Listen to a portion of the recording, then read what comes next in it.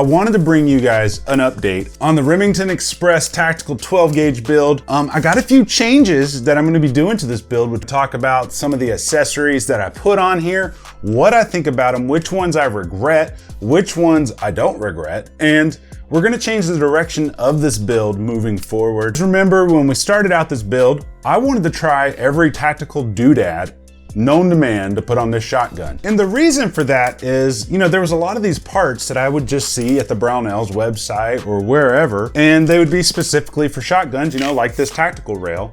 And I couldn't figure out why nobody's doing reviews on them, or why nobody's even giving them stars on the websites and things like that. So I just wanted to see what this was all about. But yeah, so we went ahead, we put a god-awful amount of tactical accessories on here. A lot of you guys left comments talking about, dude, you just ruined it, blah, blah, blah. So let's just jump into this. Okay, so first off, I know one of the questions that a lot of you guys have is, what do I think about this tactical rail that we have on it right here?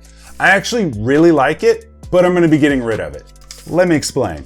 I really like the fact that if you wanted to add a red dot or something and you wanted to shoot slugs on your 12 gauge, you can get this cool tactical rail and you can add some flip up sights right here. And it also adds a side saddle for holding extra rounds. What I don't like about it is how difficult it is to take anything apart on the gun without removing this rail. If you guys watched my install video, you put these bolts that go through the receiver, and then you have these bolts that bolt right up here at the front as well. That's the only downside, is it's super difficult to remove the barrel. Like when I put this Magpul MOE foregrip on here, it was super difficult with this rail on there, so I had to take it off, and it was just a hassle. So I'm actually gonna be getting rid of it. And by getting rid of it, I mean I'm gonna be giving it to one of you guys. I'll have more details in a future video on this giveaway. So we're gonna get rid of the tactical rail. I'm gonna go back and, go back to that less is more type mentality with this build. I will say 100% love this recoil reducing buttstock. I really think that it saved my ass, because those things packed quite a wallop in them. I didn't have any type of bruise or any soreness in my shoulder the very next day. It is expensive, but it's well worth it in my opinion, if you like having a pistol grip. Now, some people don't like having a pistol grip on their shotguns.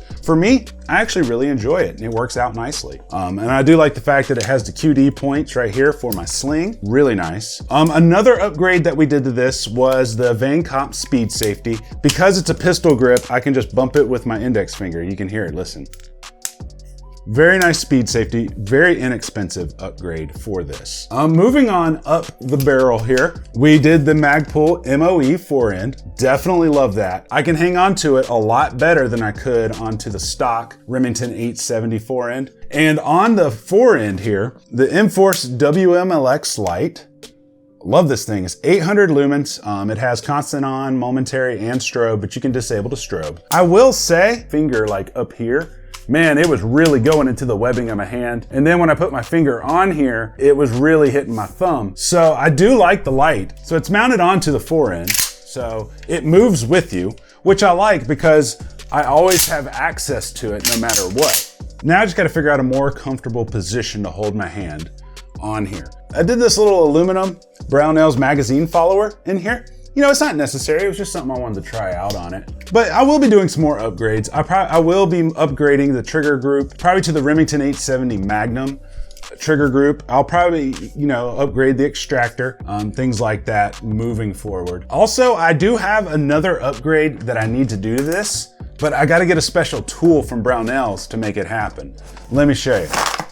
Whoa, it's like a jack in the box, just jumped right out. I got the Van Comp +1 mag extension. Comes with another follower. I'm probably not gonna use the follower it comes with because it's made of steel and not aluminum. And I would rather use aluminum followers because they don't mar up the inside of your magazine tube. Downside is, there's these little notches down inside your magazine tube that you have to remove in order to install this and to have it work properly. There are a couple of ways to do that. You can use a Dremel and grind them out, but then you get holes in your magazine tube, which could let dirt and things in. Brownells does have a special tool. I'll put a link below. It's kind of expensive because it's like a one-time use thing. So I'll probably pick one of those up just so I can bang it out and do this right. Or I'll see if one of my local gun shops has one that I can use. Now, as far as future upgrades is concerned, and then I'm thinking about doing the ghost ring sights. Haven't completely decided yet. If I do, I'll probably get the ones from XS Sight Systems. They just seem to make a decent ghost ring sight for